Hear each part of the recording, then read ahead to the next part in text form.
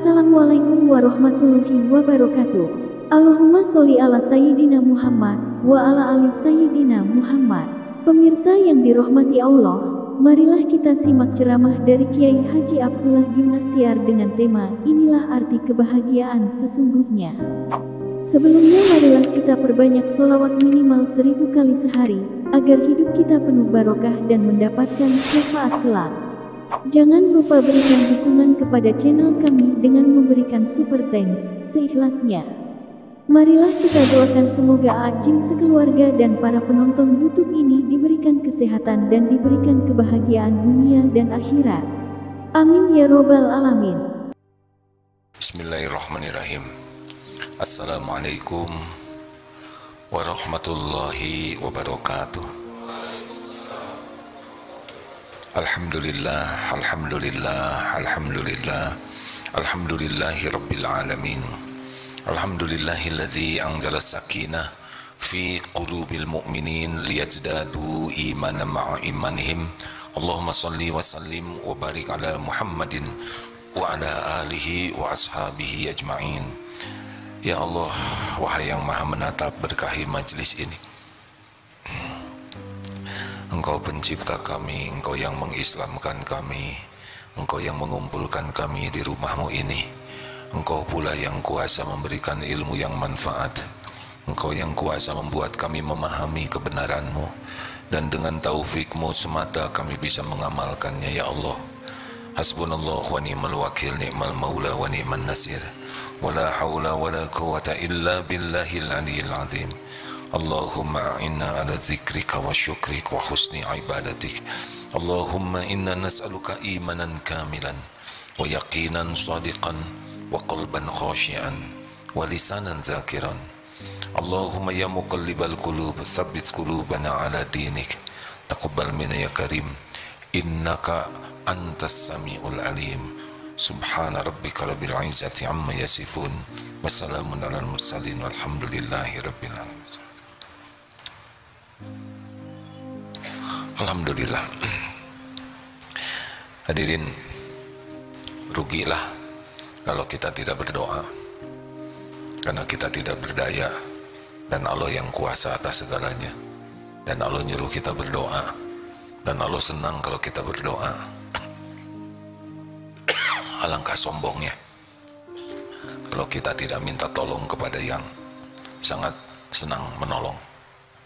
Dan doa tidak doa pasti beda hasilnya. Maaf hadirin. Silakan nomor berapa, Ustaz? 71. Fadol. Bismillahirrahmanirrahim. Kitab Al-Hikam nomor 71. Ma qadaka syai'un mislul wahmi. Tiada sesuatu yang dapat memimpin atau menuntun engkau seperti angan-angan atau bayangan yang kosong.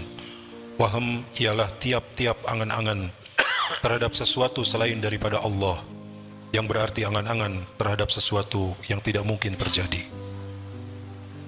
Tiada yang dapat memimpin, menuntun kita kecuali seperti angan-angan. Jadi memang kita pasti punya keinginan. Yang jadi masalah adalah keinginan kita ini mendekatkan kita kepada Allah atau menjauhkan dari Allah. Keinginan kita ini membuat kita semakin tawakal atau semakin tidak bersyukur. Karena kebahagiaan itu diberikan oleh Allah kepada orang yang qanaah, bukan kepada orang yang banyak keinginan. Rasulullah SAW bersabda, qad aflaha, ini hadis sahih Muslim ya, qad aflaha man aslama. Sangat beruntung, amat sangat beruntung, amat sangat bahagia, sukses orang yang mendapatkan hidayah Islam. Qad aflaha man aslama wa ruzika kafafan, dan Allah memberikan kecukupan. Jadi bukan keberlimpahan rezeki, bukan banyak, tapi cukup. Jadi bahagia itu tidak pada banyaknya, tapi pada cukupnya. Apa artinya sepatu banyak tidak ada yang cukup, ya? Banyak belum tentu merasa cukup, tapi yang cukup pasti cukup. Banyak itu tidak jelas, tapi cukup itu terukur. Nah, sudah jelas dalam hadis riwayat Muslim ini bahwa kebahagiaan itu bukan pada banyak, jumlah yang banyak, tapi kepada cukup-cukupan. Ruziko kafafan. Yang ketiga, Rasulullah mengisyaratkan wa qanna'ahullahu, dan diberikan qanaah, Allah memberikan qanaah kepadanya bima atahu, dengan apa yang Allah berikan kepadanya. Satu, orang itu kalau diberikan Islam udah sangat beruntung. Yang kedua, Allah memberikan rezeki yang cukup, tidak banyak tapi cukup, karena banyak belum tentu cukup. Kalau keinginannya lebih banyak dari jumlah yang banyak itu tetap tidak cukup. Dan yang ketiga, qanna'ahullahu bima atahu, dan dia diberi Allah hati yang puas, merasa sangat senang dengan apa yang Allah berikan kepadanya. Timbul pertanyaan, oh, orang yang diberikan warujiko kafafan ini adalah orang yang terhormat, jadi dia tidak mengidam-idamkan apa yang di tangan orang lain, apalagi meminta-minta. Jadi dia dibuat cukup oleh Allah, dan tercukupi tidak hanya di hati dan juga pada fisiknya, sehingga dia tidak merendah, tidak meminta-minta, tidak mengharapkan. Karena kalau tangan sudah terbuka begini ke atas, sudah seperti ini, tangan di bawah mengharapkan, itu mau setinggi apapun pangkat, jabatan, pasti hina, pasti dia rendah dibanding dengan yang memberinya. Berapa banyak yang sudah sangat kaya, termasuk Hakim Kurang Agung yang kemarin ketangkep, itu sudah kaya, tapi ya begitulah, tidak punya jiwa qanaah di hatinya, sehingga tidak merasa cukup terus. Dan ini merupakan salah satu siksaan, karena orang akan diperbudak dengan apa yang diangan-angankannya. Jadi kalau ingin tahu orang yang diberikan bahagia oleh Allah itu bukan yang banyak uang, tapi yang dia diberikan cukup batinnya tuh, puas dengan pemberian Allah. Dan dia tidak, misalkan dia punya handphone, dia tidak pusing dengan handphone kiri kanannya, walaupun handphonenya jadul, dia puas. Dia tidak sibuk dengan ini keren, itu tidak. Dia tidak sibuk dengan merek, karena dia perlunya segitu dan dia sudah puas. Dulu pernah ada takdir ke Korea, handphone belum seperti sekarang. Diajak ke sebuah pabrik handphone. Nah, diskusi dengan seorang engineer-nya di sana, karena handphonenya itu tidak ada kameranya. Ketika ditanya, kenapa saudara di pabrik handphone pilih handphone tidak punya kamera? Jawabannya sederhana, karena saya pakai handphone untuk saya dengar. Kamera waktu itu masih belum bagus, kamera handphone. Jadi kalau orang sudah sesuai keperluan saja sudah enak. Hati-hati hadirin sekalian, gaji dinaikkan berapapun, kalau tidak punya jiwa qanaah, pasti tidak bahagia. Karena nanti dia akan ingin lagi. Sekarang nyicil motor bekas, naik gaji, ingin motor baru. Naik lagi gaji, ingin ganti model baru. Terus begitu. Padahal keperluan dia bukan merek motor, bukan cc motor, keperluannya terbatas. Makanya ciri orang yang bekal qanaah tuh sangat bisa membedakan antara perlu dan ingin. Kalau ingin ini nafsu banyaknya, bukan tidak boleh punya keinginan, tapi di sana ada nafsu. Nah, orang yang qanaah itu dia puas dengan, dan Allah cukupi betul keperluannya. Ada yang nanya, wah kalau pelajaran Islam seperti ini, Islam gak maju-maju dong. Saudara, rezeki itu Allah yang ngatur. Bukan karena pintar kita dapat rezeki, bukan karena kerja sangat keras, bukan karena kerja cerdas, kerja berkualitas. 5 As itu yang didengungkan di Darut Tauhid, kerja keras, kerja cerdas, kerja berkualitas, kerja tuntas, kerja ikhlas, itu bukan masalah jumlah rizki, ini masalah amal soleh. Kita kerja keras sebagai amal soleh, kerja cerdas sebagai amal soleh, kerja berkualitas sebagai amal soleh, kerja tuntas, kerja ikhlas, amal soleh. Perkara rezeki itu urusan Allah, dibukanya kepada siapa saja, kapan bentuknya, jumlahnya, kapan ditahan, kapan diambil, suka-suka Allah saja. Dan itu tidak ada kaitan dengan kepinteran. Banyak yang pinter juga, ya begitulah ya. Itu ada kemarin doktor jadi apa? Ya begitulah, saya tidak mau bicara profesi karena bukan berarti jelek ya profesinya, tapi kata orang ini tidak sebanding dengan gelar doktornya. Berapa banyak itu yang leha-leha juga banyak rezekinya karena bapaknya kaya dan meninggal mendadak ya. Sudahlah, tidak usah riweuh, mendingan syukuri yang ada. Kalau kita diberikan, punya keinginan boleh, ingin punya rumah boleh tidak? Boleh. Tapi yang memberi rumah itu adalah Allah. Tapi harga-harga sekarang naik. Kalau Allah mau ngasih Pak, mau harga berapapun, pasti terjadi. Kalau Allah tidak mau ngasih Pak, walaupun kita punya, nggak kebeli aja. Jadi tidak usah panik dengan BBM naik. Pertama, dari dulu gua naik, masih hidup ya, mau hidup. Yang kedua, rezeki dari Allah itu tidak tergantung BBM naik atau tidak. Di Inggris, negara yang begitu makmur, sekarang tingkat kesulitannya, kalau dibaca tuh ya, sangat tidak terbayangkan di negara maju sampai mau cari makan saja sulit. Anak-anak di sekolah sampai ngemut permen karena malu mistingnya itu kosong. Ya, tidak ada yang aneh. Sesuka Allah saja, dibuka, ditahan, diambil. Dan bagi kita sama saja semua itu, ladang amal. Silakan yang pengen punya rumah, tuh di sana tuh ada rumah-rumah yang bagus di Cipaganti. Saudara tahu bayar listriknya berapa? Gaji 5 juta, listrik 10 juta, cuman setengah bulan kita ngemut listrik itu. Boleh ngemut kabel di sana. Kan ada itu biasa ngontrak oleh saudaranya, udah daripada ngontrak itu aja, tinggal di rumah saya yang nggak kepake itu besar, senang, pindahlah ke sana. Mulai stres ya nggak, asal bayar aja listriknya, ternyata listriknya aja setengah gajinya itu. Pindah lagi sekarang ke kontrakannya.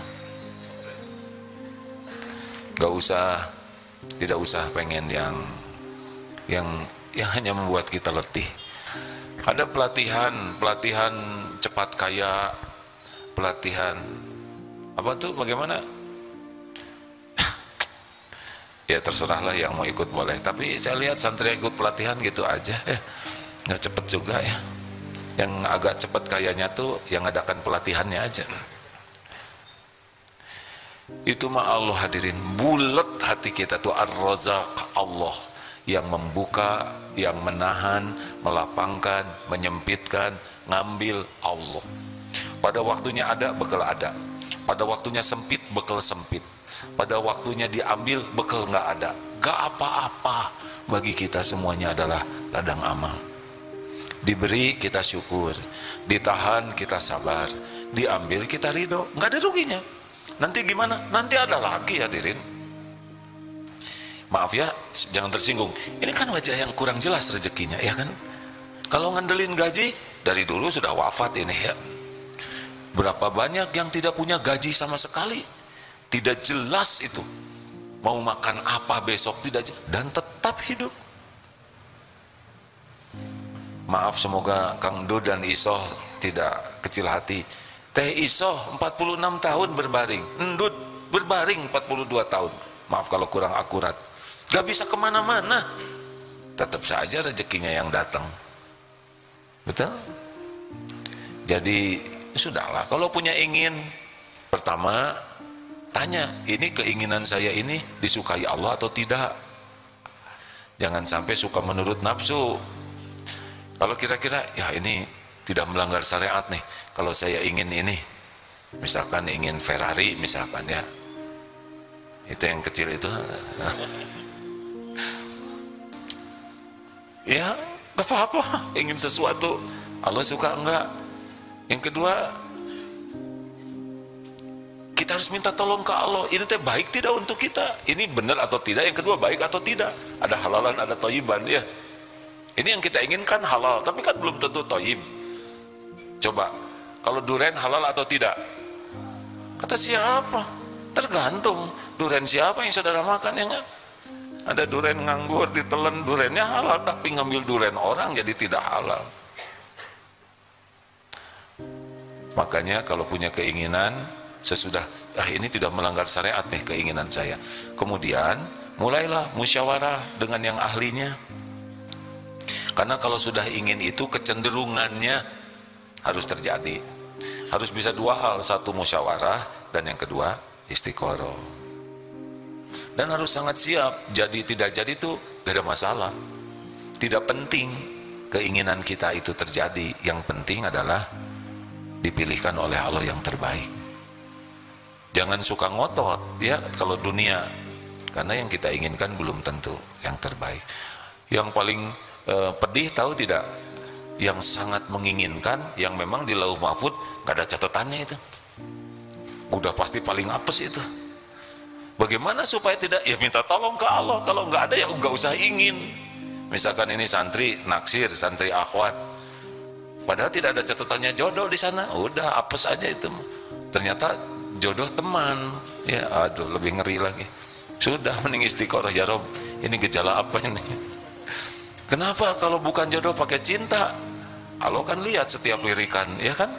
Dia ngelirik terus. Tanam saja oleh Allah rasa suka, walaupun tidak ada jadwal bekal jodoh.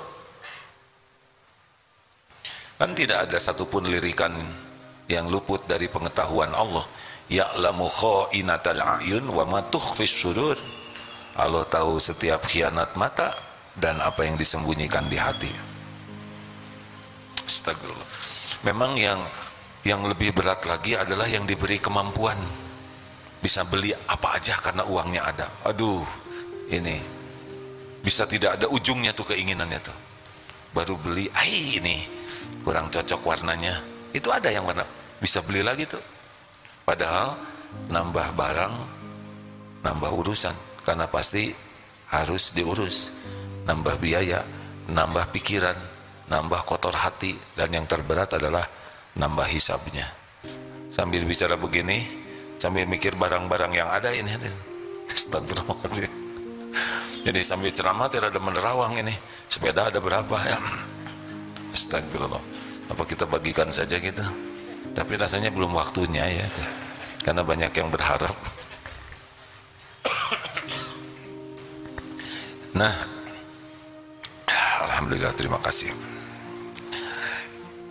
Ini sudah terima kasih banyak ya. Tapi kemarin ada tapi itu kurang bijaksana.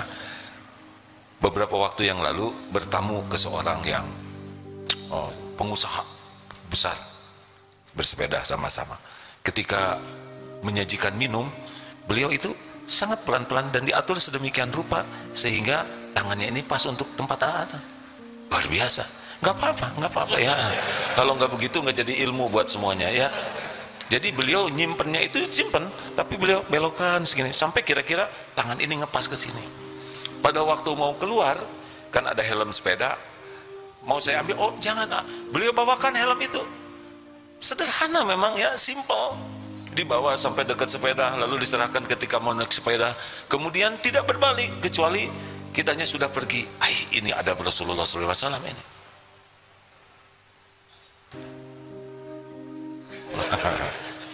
Alhamdulillah, terima kasih. Beliau sebetulnya sudah tahu, tapi sengaja digini supaya jadi ilmu buat semua ya.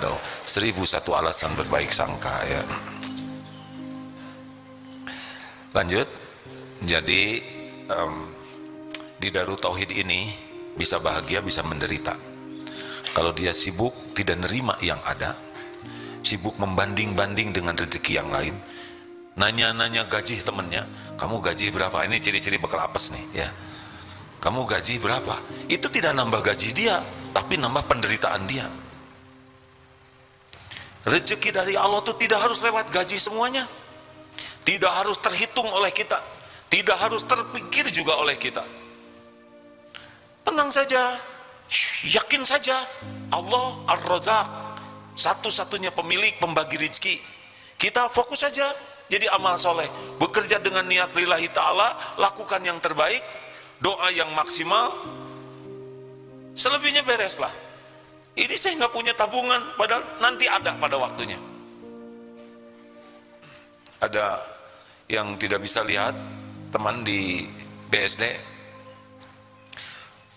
istrinya juga tidak bisa lihat, pandangannya sangat terjaga, punya anak 2. Suatu saat dikirim makanan 2 paket waktu musim COVID. Apa yang beliau lakukan? Boleh enggak paket ini untuk teman saya?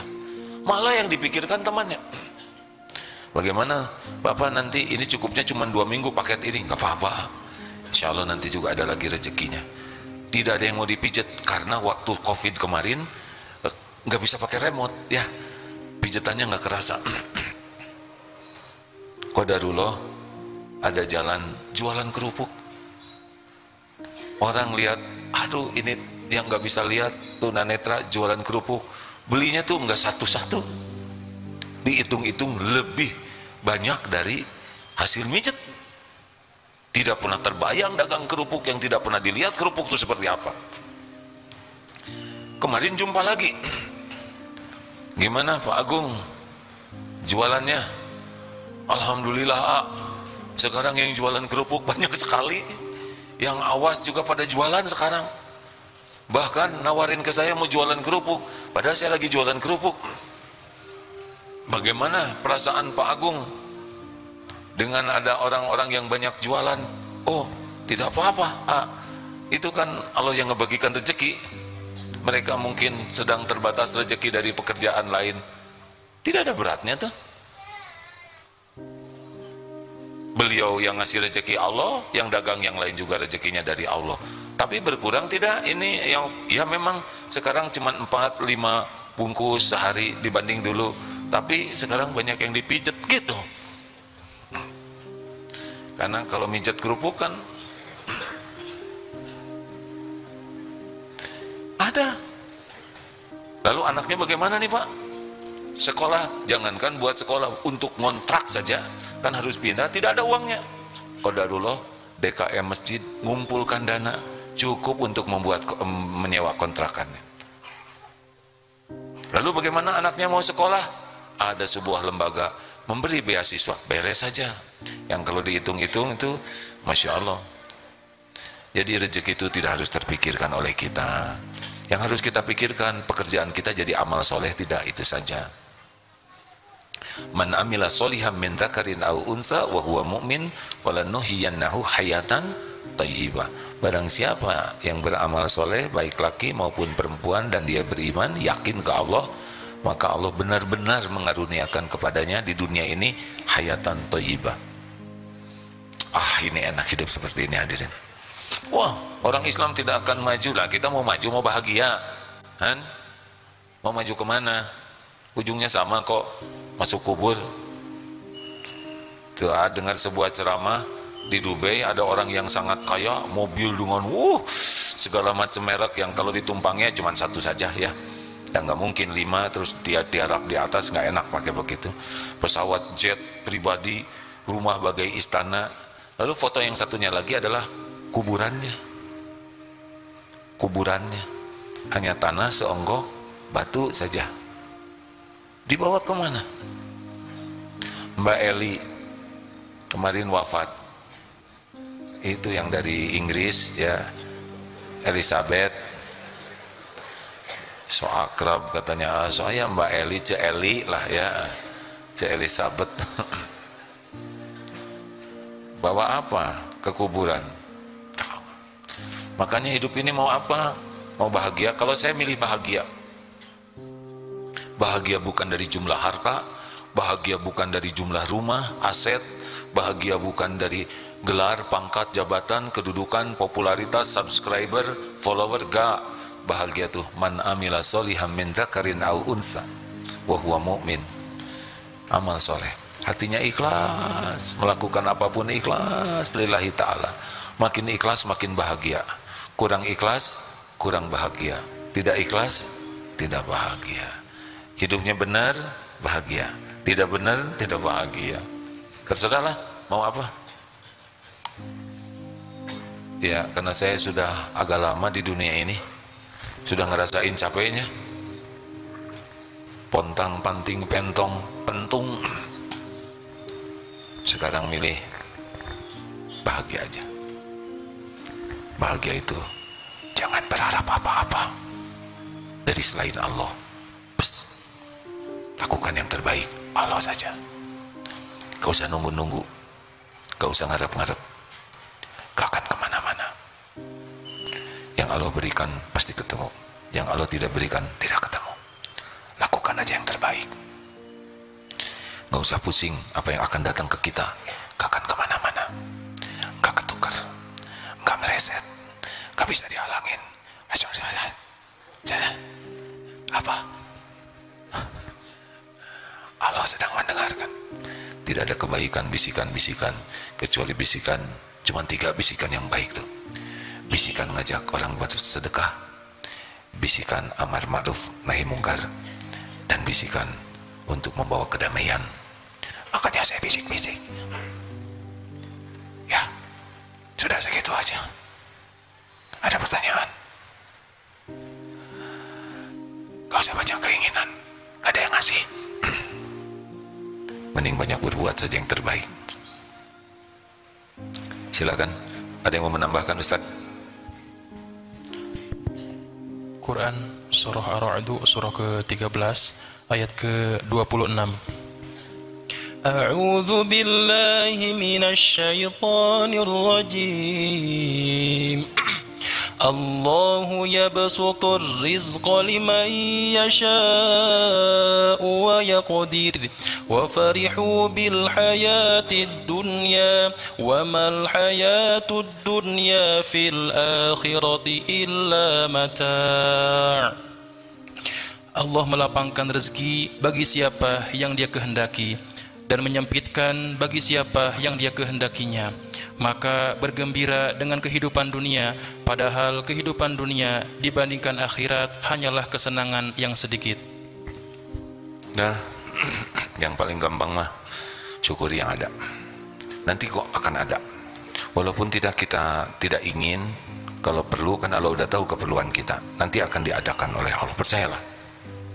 Asal kita ridho, kita lakukan yang terbaik, kita bersyukur, nanti pada waktu kita perlu akan ada. Percayalah hadirin, Allah sudah tahu keperluan kita, lebih tahu dari kita sendiri. Selama ini saja dicukupi, cuman karena kita jarang menafakuri apa yang Allah beri ke kita, itu yang membuat kita curiga terus.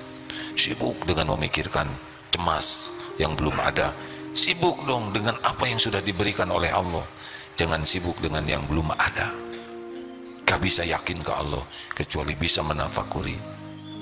Ya begitu. Ada pertanyaan silakan. Kalau tidak ada cukup, alhamdulillah. Mau apa Pak? Menanya, alhamdulillah. Sebentar, pakai mikrofon ya.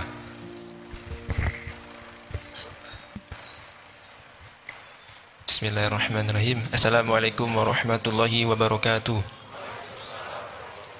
Izin bertanya terkait berdoa. Jadi mohon berkenan juga memberikan teknik-teknik dalam berdoa gitu. Teknik? Ya. Bagaimana tekniknya? Ini bukan masalah STM, sekolah teknik. Doa itu adab mungkin. Oh, ya adab Pak. Syukronlah, terima kasih. Apa pertanyaannya? Yang tadi ya, jadi doa, teknik berdoa. Ya. Begini nih ya. Pas baru aja sebelum ini lihat Habib teknik menjatuhkan lawan. Jadi doa itu adalah yang paling pertama dan utama, tidak boleh lalai hatinya. Karena Allah itu tidak mengabulkan orang yang hatinya ghafilin, lalai. Itu syaratnya. Yang pertama, berarti harus yakin. Ana indadzanni abdi bi, aku sesuai prasangka hambaku.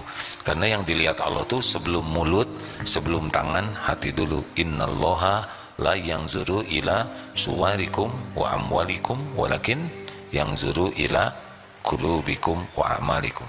Banyak yang doa astagfirullahaladzim, ampuni ya Allah, amin amin amin, amin ya Allah, amin amin. Aku pakai aan begitu.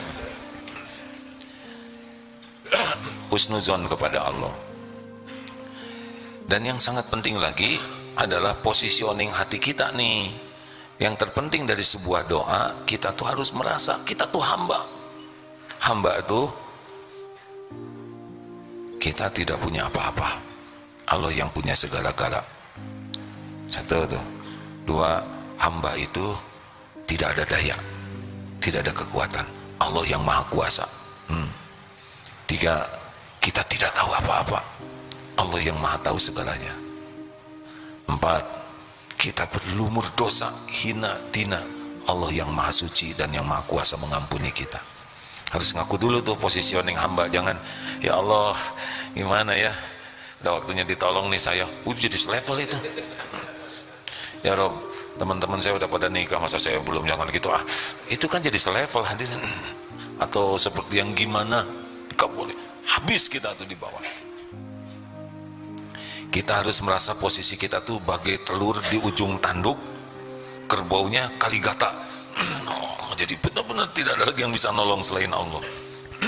Benar-benar itu, hati itu harus yakin kepada Allah, yakin kepada janji jaminan Allah.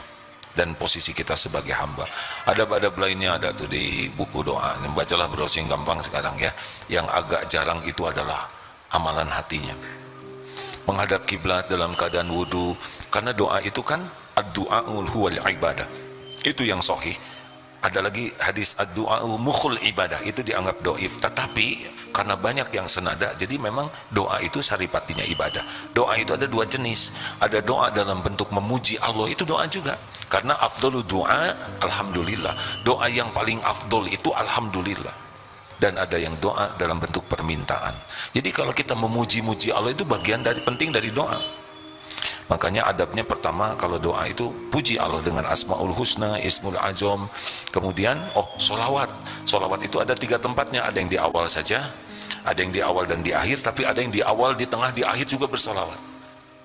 Karena solawat itu yang mengangkat doa kita. Kalau nggak pakai solawat nggak ngangkat. Kemudian ya memuji Allah, minta ampun dulu, karena ini penting gerbangnya. Kita lihat coba bagaimana doa Nabi Yunus ya, yang melepaskan dari kesulitan. La ilaha illa anta, tauhid dulu. Tiada ilah yang berhak disembah selain Engkau ya Allah. Padahal beliau sulit sekali itu.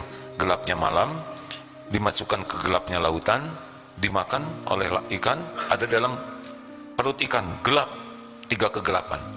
Yang kedua, subhanaka, husnuzon ke Allah. Maha suci Engkau. Tidak ada yang salah dari perbuatan Allah. Walaupun kenyataannya beliau ditelan ikan, nggak ada suudzon sama sekali. Ini pasti tindakan Allah yang benar. Baru yang ketiga, inni kuntu minaz zalimin. Saya ini manusia zalim. Allah Maha Suci, kita zalim. Gitu. Nabi Adam coba, apa nyalahin setan? Ya Allah, Engkau tahu kan kami begini gara-gara ditipu setan. Hancurkan setan. Enggak. Ini lagi Hawa pakai ikut-ikutan pengen. Enggak. Rabbana zolamna, ngaku zolim. Banyak sedekah kalau ingin diijabah. Kenapa? Karena nanti doa yang disedekahin itu ngebantu sekali. Dan sedekah tuh agak nendang lah gitu ya. Kalau sedekah 2.000, misalkan ada peminta-minta atau siapa tuh yang nyapu di jalan, "Bang 2.000, tadi 50.000, mana yang 2.000?" Jadi tekor doanya. Jelebet aja yang kita tuh, waduh. Ya Allah. Nah, ketika menengadahkan tangan, boleh jadi itu ditolong. Ya, ibu-ibu ada pertanyaan? Ini ada tamu dari mana? Tidak ada? Nggak ada? Alhamdulillah. Terima kasih. Tidak ada lagi pertanyaan? Silakan.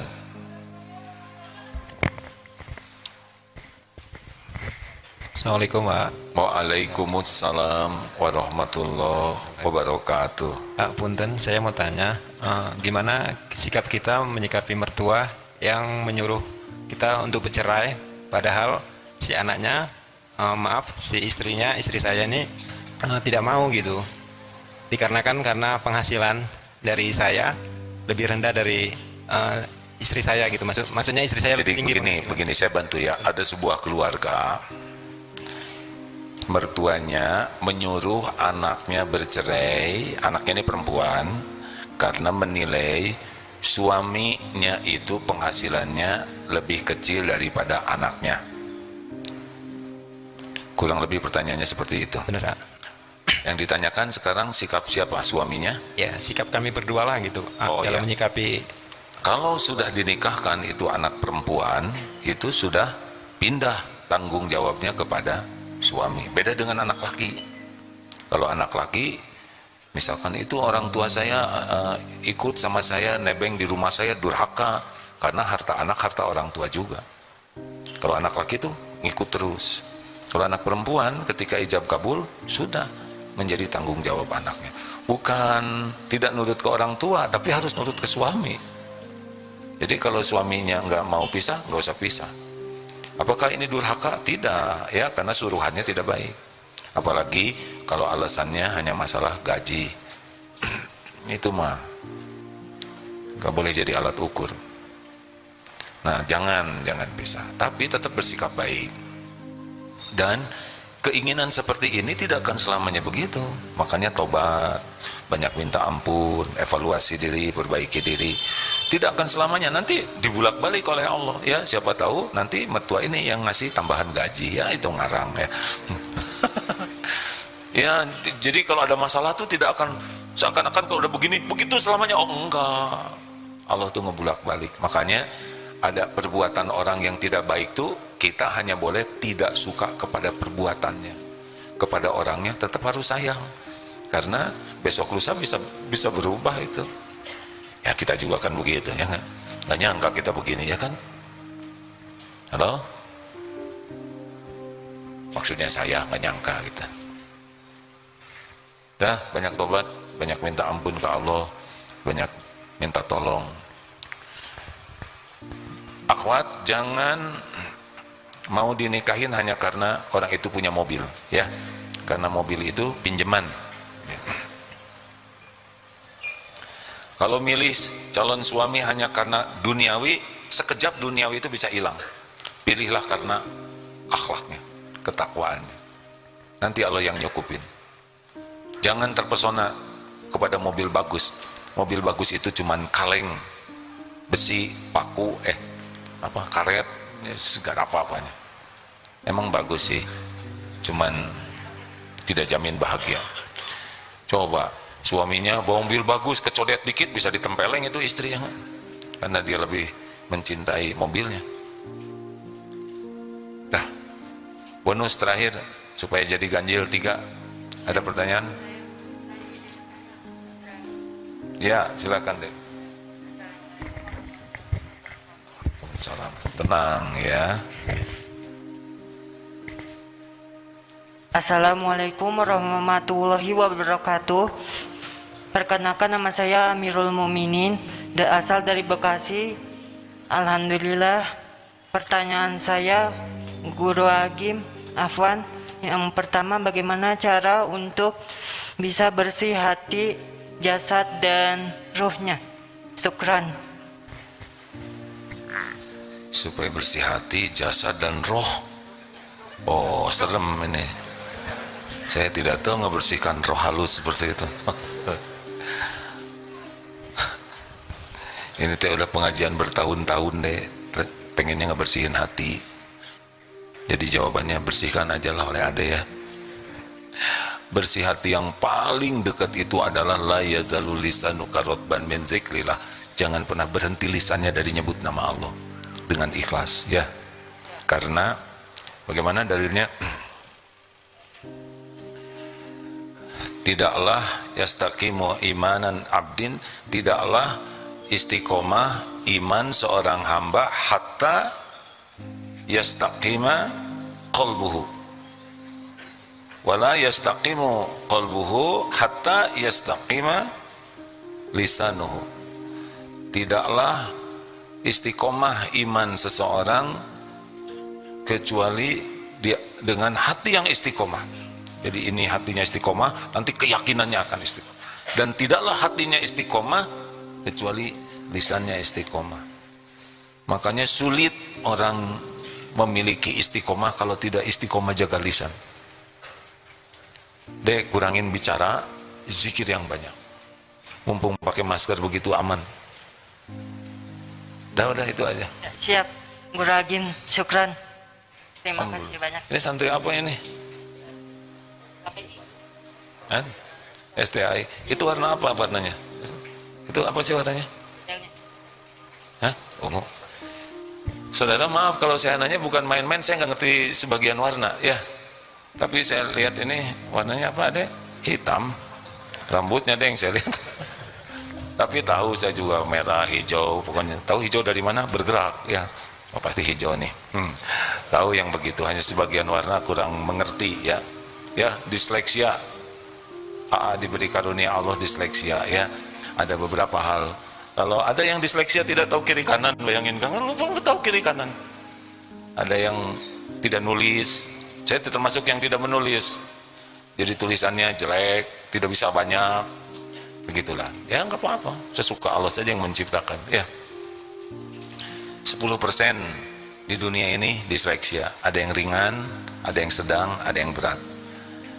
Contoh yang disleksia itu Thomas Alva Edison, kemudian Muhammad Ali, saya cari yang keren-keren di dunia, ya nggak, Lee Kuan Yew, ya. Jadi penjahat-penjahat sejati juga itu ada yang disleksia. Katanya yang disleksia ini mikirnya agak beda syariatnya lah dengan yang lain, karena dia memiliki beberapa kendala menyelesaikan masalah. Jadi dia berpikir menyelesaikan masalahnya tidak dengan cara yang umum, katanya begitu. Tapi semuanya ada dalam ilmu Allah yang baik.